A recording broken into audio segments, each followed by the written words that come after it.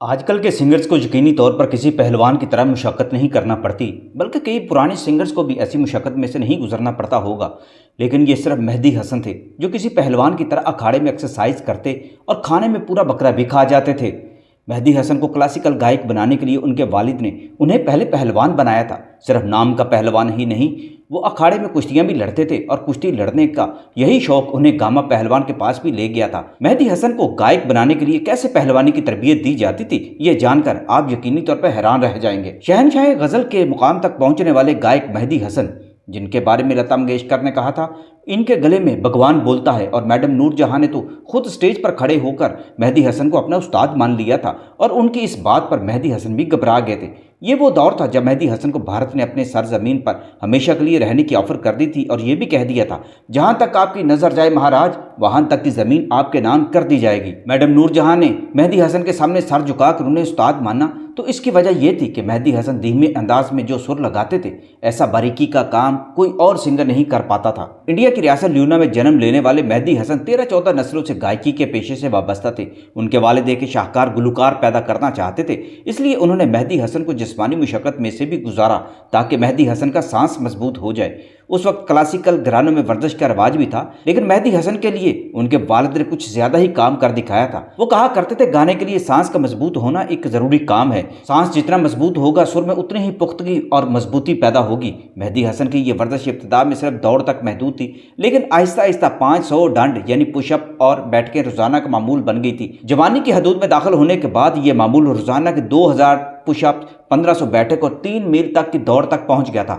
صرف یہی نہیں بلکہ انہیں اکھاڑے میں طاقتور پہلوانوں کے ساتھ زور بھی کرایا جاتا تھا۔ ورزش کے ساتھ ساتھ ان کی خوراک کا بھی خیال رکھا جاتا تھا۔ اس دور میں مہدی حسن کو روزانہ 6 کلو کچا دودھ، آدھا پاؤ بادام اور 4 مغز کی سردائی بنا کر پلائی جاتی تھی۔ دوپہر کو 1 کلو گوشت اور 3 پاؤ دیسی گھی ان کی خوراک ہوتا تھا۔ مہدی حسن کے والد کے نزدیک ایک فنکار کے لیے ورزش کرنا اس لیے بھی ضروری تھا کہ اس کا اسٹیمنا بڑھ جاتا اور وہ 70-80 سال تک گانے کے قابل ہو سکتا تھا۔ ورزش کے بعد مہدی حسن فجر کی نماز ادا کرتے تھے۔ نماز کے بعد اپنے ڈیرے پر دوپہر 12 بجے تک وہ ریاض کرتے۔ ریاضت میں ان کے والد اور چچا ان کی سرپرستی کرتے تھے۔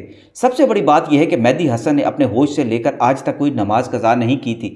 نماز کی پابندی کی تلقین ان کے مرشد سید محمد عبداللہ شاہ صاحب نے کی تھی۔ مہدی حسن نے 1951 میں عبداللہ شاہ صاحب کی مریدی اختیار کی تھی۔ اس وقت سے وہ اپنے مرشد کی نصیحت پر عمل پیرا ہوئے اور آخر دم تک نماز قضا نہ کرنے کا عہد انہوں نے پورا کیا تھا۔ مہدی حسن راجستھان کے ایک گاؤں لیونا میں 20 سال تک رہے تھے اور کوئی دن اکھاڑے سے ناغہ نہ کیا تھا۔ ہر جمعہ کے دن نماز جمعہ کے بعد ان کی مقامی پہلوانوں سے کشتیاں بھی ہوا کرتی تھیں۔ ایک دن راجستھان کے مشہور پہلوان گرو ہنومان ان کے گاؤں میں آئے تو انہوں نے مہدی حسن کو اکھاڑے میں کشتی کرتے دیکھا تو ان کے والد سے کہا، میں آج کل گاؤں گاؤں جا کر ٹیلنٹ تلاش کر رہا ہوں اور ایسے پہلوان منتخب کر رہا ہوں جو کل بڑے پہلوان بن سکیں۔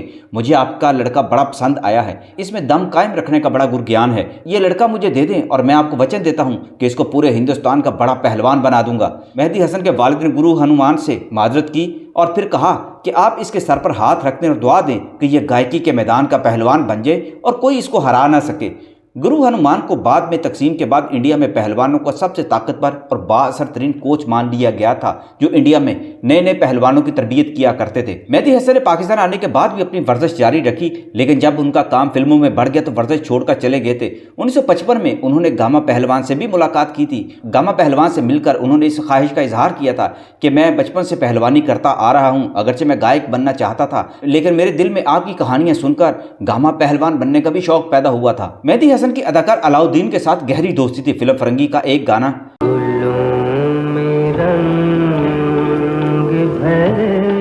جب علاؤالدین پر فلمایا گیا تو یہی گانا پھر مہدی حسن کی پہچان بن گیا اور علاؤالدین کے ساتھ ان کا یارانہ بڑھ گیا۔ علاؤالدین کو پتہ تھا کہ مہدی حسن انتہائی خوش خوراک ہیں۔ دوستوں کی محفل جمی ہوئی تھی، انہوں نے مہدی حسن کو چھیڑا اور کہا، سنا ہے پہلوان بکرے کھا جاتے ہیں، آپ بھی کیا بکرے کھا جاتے ہیں؟ آپ نے پہلوانی کے درمیان کتنے بکرے کھائے ہیں؟ کیا آج بھی کوئی بکرا کھا کے ہمیں دکھا سکتے ہیں؟ مہدی حسن بولے، سالم بکرا تو میں نے کبھی نہیں کھایا، لیکن مجھے یقین ہے ملتا تو کھا جاتا۔ یہ سن کر مہدی حسن کہنے کو تو یہ بات کہہ گئے، لیکن علاؤالدین نے یہ سن کر کہا، اچھا تو پھر آج آپ کے لیے ہم سالم بکرا ہی پکوائیں گے اور پھر آپ کو کھانا ہی ہوگا۔ بات مذاق میں شروع ہوئی لیکن پھر چیلنج بن گئی، اگر مہدی حسن نے بکرا نہ کھایا تو سمجھ لیا جائے گا ان کی پہلوانی کی باتیں صرف مذاق ہے۔ اس دن علاؤدین نے ایک بکرا پکوایا اور بھون کر مہدی حسن کو پیش کر دیا۔ مہدی حسن جوان تھے، انہوں نے پھر پورا بکرا کھا لیا اور بکرا کھانے کے بعد یہ بات تو ثابت کر دی کہ وہ پہلوانی نسل کے گلوکار ہیں، مگر اس دن پھر مہدی حسن کو ایک بار پھر اگلے 10 گھنٹے تک ورزش کرنا پڑی تھی تاکہ کھایا پیا ہضم ہو جائے۔